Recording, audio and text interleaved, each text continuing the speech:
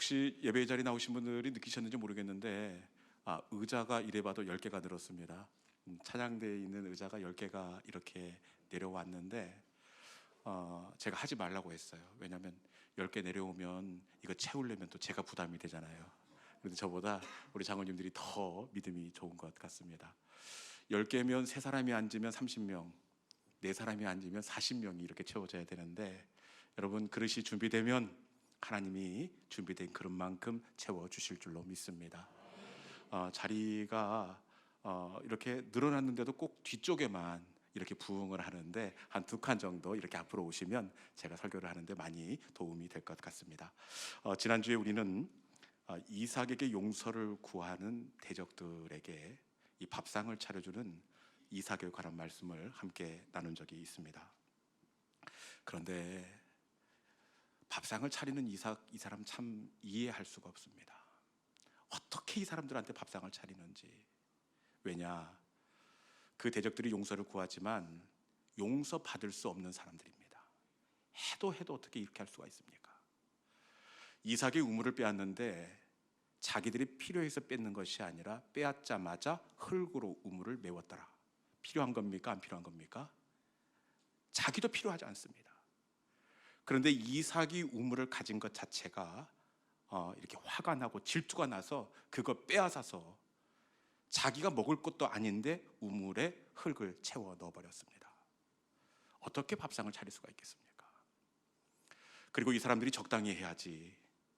이삭이 빼앗으면 양보하고, 또 다시 빼앗으면 다시 양보하고, 빼앗으면 다시 양보하고. 여러분, 이삭의 눈에 피눈물이 마르지 않게 했던 사람입니다. 그런데 어떻게 밥상을 차릴 수가 있습니까? 이때는 밥상을 차리는 겁니까? 밥상을 어떻게 해야 됩니까? 밥상을 뒤집어 엎어버려야 됩니다. 그때 왜 그랬느냐고. 약다구니를 쓰면서 다음에 또 그럴 거냐고 안 그럴 거냐고. 혹시 옆에 있으면 구정물을 머리통에 뒤집어 씌워버려야 속이 시원할 것 같습니다. 저만 나쁜 사람입니까? 여러분, 그런데 이삭은 밥상을 차리더라고요. 그런데 밥상만 차리는 것이 아니라 그 다음날 그들이 평안히 갔더라. 그날 밤에 이 대적들이 잘 잘 수 있도록 아랫목에 군불도 지피고 한 번도 쓰지 않는 그 이불 꺼내서 잠자리까지 봐주었습니다. 어떻게 이럴 수가 있을까요?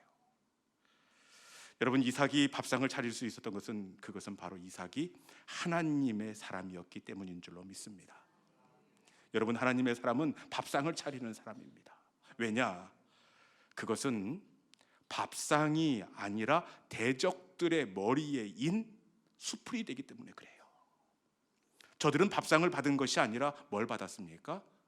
숯불. 시골에 가면 숯 넣으면 펄겋게 달아오르는 그 화로 있지 않습니까? 밥상을 받은 것이 아니라 저들은 밥상을 받으면서 머리에 그 화로를 이었다. 이날 이삭이 차린 밥이 맛이 있었겠습니까? 이건 먹으면서 얼마나 부끄럽고 민망하고, 그리고 이삭에게 할 말이 없었을 것입니다. 여러분, 그리고 왜 이삭에게, 대적들에게 밥상을 차려야 되느냐? 그것은 이 밥값을 누가 내주시는 겁니까? 하나님이 내주십니다.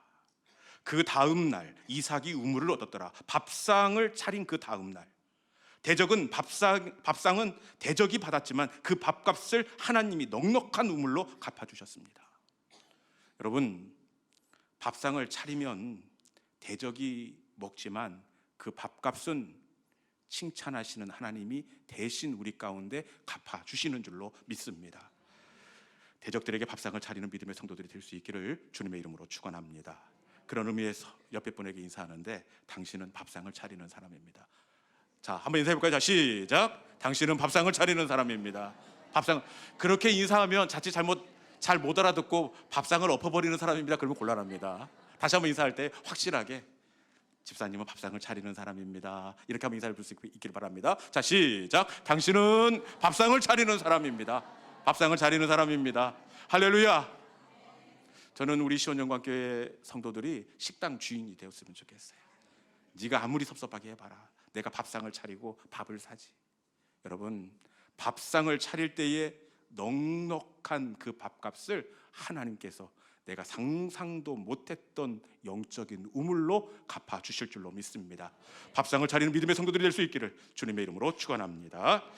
오늘 본문은 바울이 로마 감옥에서 빌립보 교회로 보내는 편지를 배경으로 하고 있습니다.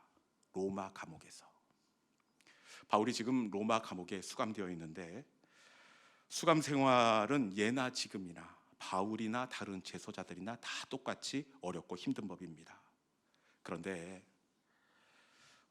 이 본문의 상황을 보면 바울은 다른 제소자보다 훨씬 더 어렵고 힘든 이 수감 생활을 해야 할 것만 같습니다. 다른 제소자들과 비교할 수 없는 이 바울의 어려운 부분이 있는데, 그것은 두 가지가 있습니다. 먼저는 다른 제소자들은 죄를 지어서 죄값으로 감옥에 수감되었지만, 이 바울은 자신이 저지른 실수로 죄의 대가로 감옥에 온 것이 아니더라고요. 자, 우리 사도행전 26장 31절에 있는 말씀 한번 읽어봅시다. 이것은 바울을 기소하기 위해서 바울을 신문했던 이 법 전문가들의 평가입니다. 같이 한번 읽어보겠습니다. 자, 시작. 물러가 서로 말하되 이 사람은 사형이나 결박을 당할 만한 행위가 없다 하더라. 아멘. 저들의 마지막 결론이 어떻게 나 있습니까? 사형이나 결박 당할 만한 행위가 없었더라. 무슨 말입니까? 실수나 죄를 저질러서 감옥에 온 것이 아니라는 의미입니다. 바울이 지금 갇힌 것은 실수나 죄의 대가가 아니라 말도 안 되는 억지 주장과 누명 때문에 지금 바울이 구금되어 있습니다.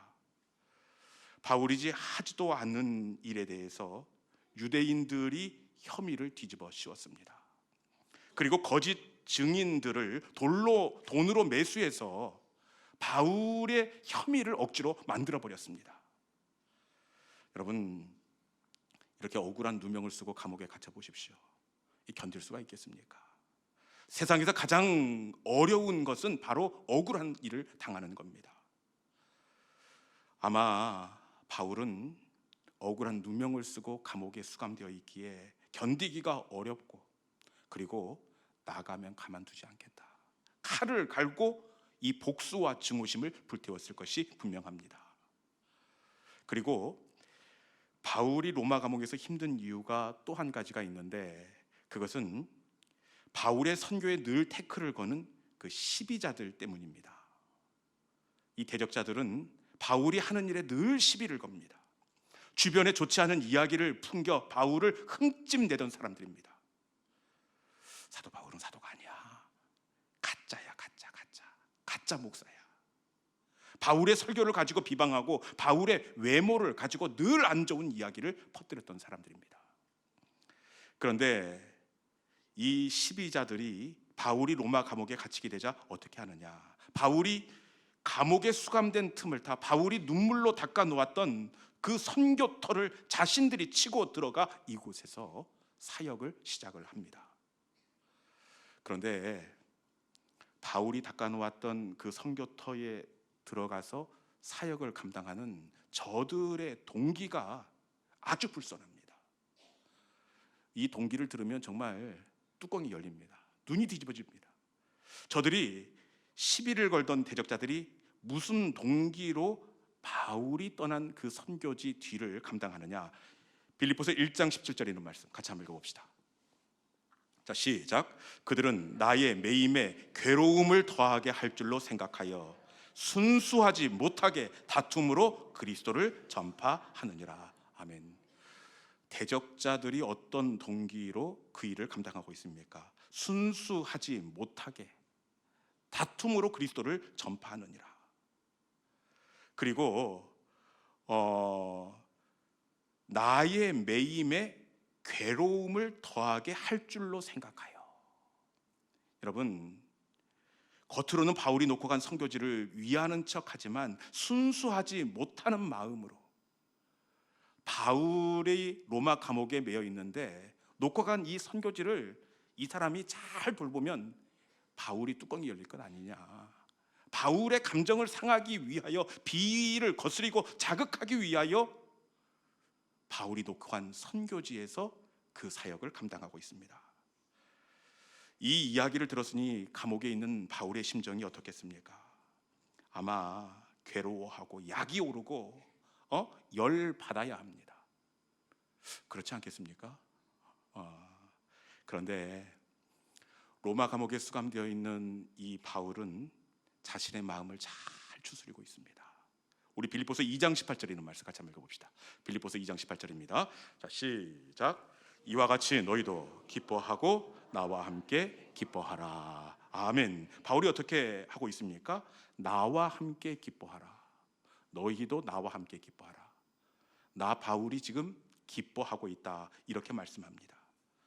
누가 봐도 약이 올라야 하고 누가 봐도 억울하고 원통해야 합니다. 그런데 바울은 다른 번역 성경에 보니까 나처럼 기뻐하라.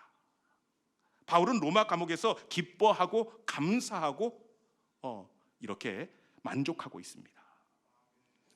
도대체 이런 상황 가운데서 어떻게 바울은 마음을 다스리고 감사할 수가 있었을까요? 빌립보서 4장 11절에 있는 말씀입니다. 같이 한번 읽어봅시다. 빌립보서 4장 11절. 자, 시작. 내가 궁핍함으로 말하는 것이 아니라 어떠한 형편에든지 나는 자족하기를 배웠노니. 아멘. 바울이 이 상황 가운데서 감사할 수 있는 이유가 바로 여기에 있습니다. 나는 자족하기를 배웠노니. 바울은 자족을 배웠기 때문에 그렇습니다. 자족은 이 헬라어 원어를 보니까 아우타르케스, 만족하는 마음, 스스로 만족하는 마음이 자족입니다. 바울은 만족하는 마음이 있었기에 어떠한 상황 가운데서도 감사하고 기뻐하고 만족할 수가 있었습니다. 여러분, 우리 가운데 자족하는 마음, 만족하는 마음이 있기를 주님의 이름으로 축원합니다. 그런데 문제가 있습니다. 그것은 말씀에 보면 바울이 어떤 형편에서든지 자족하라, 이렇게 말씀합니다. 만족할 만한 상황 가운데서 감사하고 자족하는 것은 할 수 있습니다. 그런데 말씀해 보니까 어떠한 형편에서든지 자족하라, 쉽지 않습니다. 여러분, 어떻게 뜻하지도 않은 그 사고 가운데에서 감사할 수가 있겠습니까? 어떻게 생각하지도 않았던 갑자기 찾아온 질병 가운데에서 자족할 수가 있겠습니까? 자족은 말이 쉽지 참 어렵고 힘든 덕목입니다. 그럼에도 불구하고 이 바울은 아니다, 자족할 수 있다. 어떻게 해야 자족할 수 있다고 말씀하시느냐? 다시 빌립보서 4장 11절 다시 한번 읽어보겠습니다. 자족할 수 있는 비결이 바로 여기에 담겨져 있는데 다시 한번 읽어보겠습니다. 빌립보서 4장 11절. 자, 시작. 내가 궁핍함으로 말하는 것이 아니라 어떠한 형편에든지 나는 자족하기를 배웠노니. 아멘. 어떻게 자족할 수 있다고 말씀합니까? 자족하기를 배웠노니. 자족하기를 배웠다, 이렇게 말씀하고 있습니다. 이 배우다는 영어 단위는 이 러닝을 쓰고 있습니다. 러닝, 깨닫다, 공부하다는 의미가 있습니다. 여러분, 자족은 형편 속에 담겨 있는 하나님의 뜻과 계획이 깨달아지면 찾아오는 마음이 바로 자족이 되는 줄로 믿습니다. 바울이 감사하고 도리어 기뻐할 수 있었던 것은 삶의 형편이 회복되었기 때문이 아니라 고난 속에 담긴 하나님의 계획이 보여지고 하나님의 선하심이 발견되었기 때문입니다. 여러분, 자족하게 되니까, 다른 말로 깨달아지게 되니까 유대인들이 뒤집어 씌운 억울한 누명이 어떻게 되느냐? 우리 빌립보서 1장 13절에 있는 말씀, 누가 봐도 누명이고 누가 봐도 가슴을 칠 일입니다. 그런데 이 누명이 깨달아지니까, 자족하게 되니까 어떻게 되느냐? 우리 1장 13절 같이 읽어봅시다. 자, 시작. 이러므로 나의 매임이 그리스도 안에서 모든 시대안과 그 밖에 모든 사람에게 나타났으니. 아멘. 로마 감옥에 갇힌 이 갇힘을 무엇이라고 고백합니까? 매임으로 모든 시대안과 밖에 복음이 흘러들 수 있게 되었다. 여러분, 누명은 누명이 아니라 모든 시위대 안에 복음이 들어갈 수 있도록 하신 하나님의 파송이 되었다는 사실입니다. 여러분, 유대인들은 억울한 누명을 씌웠다고 생각을 하는데 바울이 로마 감옥에 가서 사역을 해보니까 이것은 누명이 아니라 깨닫게 되니까 하나님의 파송이었습니다. 그리고 깨닫게 되니까 수치스럽고 잊고 싶지 않던 이 바울의 제수복은 제수복이 아니라 언제든지 제소자들을 만나 복음을 증거할 수 있는 면회복이 되었습니다. 많은 복음 전도자 가운데서 바울만 가진 유일한 특권이 되었습니다. 그리고 바울이 깨달아지자 그 시비자들 있지 않았습니까? 뭐든지 시비를 걸고 그리고 바울을 물먹이려고 일부러 바울이 담당했던 그 선교지에 가서 사역을 하는 그 시비자들의 불편한 일들이 어떻게 고백이 되어지느냐. 우리 빌립보서 1장 18절에 있는 말씀 읽어봅시다. 빌립보서 1장 18절. 자, 시작. 그러면 무엇이냐? 거칠애로 하나 참으로 하나 무슨 방도로 하든지 전파되는 것은 그리스도니 이로써 나는 기뻐하고 또한 기뻐하리라. 아멘. 시비자들의 열심이 어떻게 바뀌게 되었습니까? 거칠애로 하나 참으로 하나 어차피 전파되는 것은 그리스도니 나는 기뻐하고 또 기뻐할 수밖에 없다. 여러분, 처음에는 속에서 열불이 나고 눈이 뒤집혀는 그런 일들이었습니다.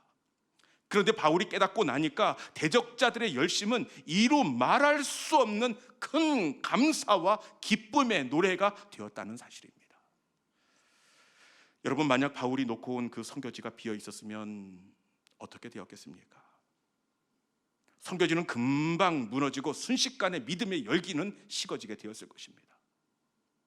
그런데 바울이 깨닫고 나니 이것은 속 뒤집어질 일이 아니라 오히려 큰 감사와 찬송의 이유가 되었습니다. 깨닫고 나니 저들은 바울의 시비자, 대적자가 아니라 오히려 바울의 공백을 메워주는 아주 훌륭한 동역자가 되었다는 사실입니다. 여러분, 우리 가운데 깨달아지는 은혜가 있기를 주님의 이름으로 축원합니다. 깨달아지면 자족하게 되고 자족하게 되면 오히려 내가 처한 상황과 형편이 가장 큰 감사가 찬송과 경배가 되게 할 줄로 믿습니다. 이전에 사역하던 교회에 젊은 집사님 한 분이 계셨습니다. 건강검진을 하는 중에 결과를 확인하러 갔는데 갑자기 의사 선생님이 암입니다 이렇게 얘기하는 겁니다. 이거 안 들어본 사람들은 모릅니다. 검진하고 결과를 확인하러 갈 때 불안한 마음은 있지만 당연히 모두 아무 일 없을 것이라고 생각하고 의사 선생님 앞에 서는데 의사 선생님들은 참 이렇게 냉정합니다. 뭐 앞뒤 재지 않고 그냥 암입니다 이렇게 이야기합니다. 그러면 자기도 모르게 눈물이 터지고 앞이 캄캄하고 왜 나에게 이런 병이 찾아왔나 원망하고 불평하고 주저앉을 수밖에 없습니다. 그런데 언제 이분의 섭섭함의 눈물이 감사의 눈물이 되었느냐? 그것은 암 수술 후에 요양병원에 들어가면서입니다.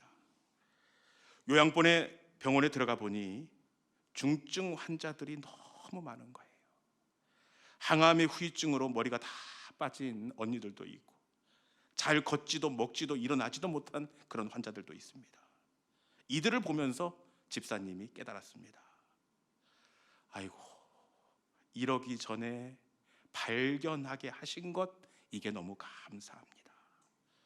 여러분, 이날 흐른 눈물은 암입니다 판정받던 그때의 눈물과 완전히 차원이 다릅니다.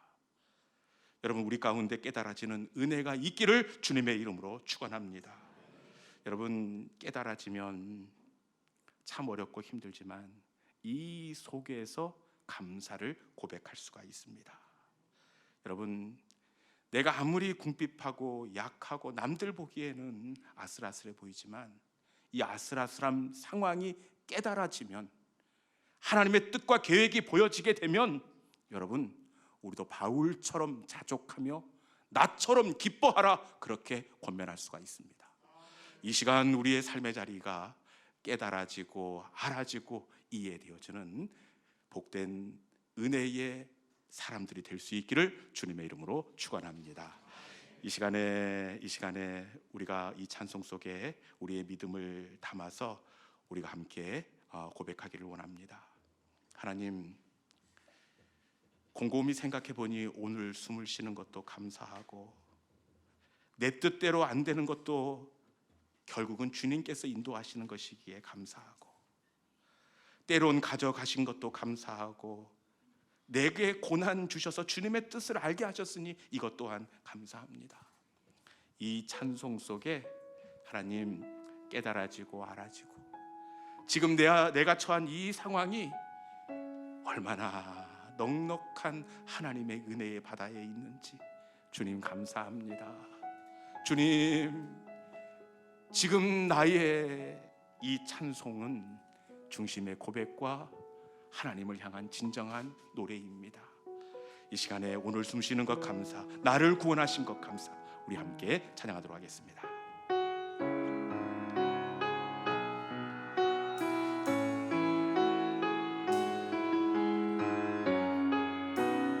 오늘 숨을 쉬는 것, 오늘 숨을 쉬는 것 감사, 나를 구원하신 것 감사, 내 뜻대로 안 돼도 주가 인도하신 것 모든 것 감사, 내게 주신 모든 것 감사, 때론 가져가심도 감사, 내게 고난 주셔서 주 뜻 알게 하신 것 모든 것 감사, 항상 주 안에, 항상 주 안에 있음 감사, 참된 소망 주심도 감사,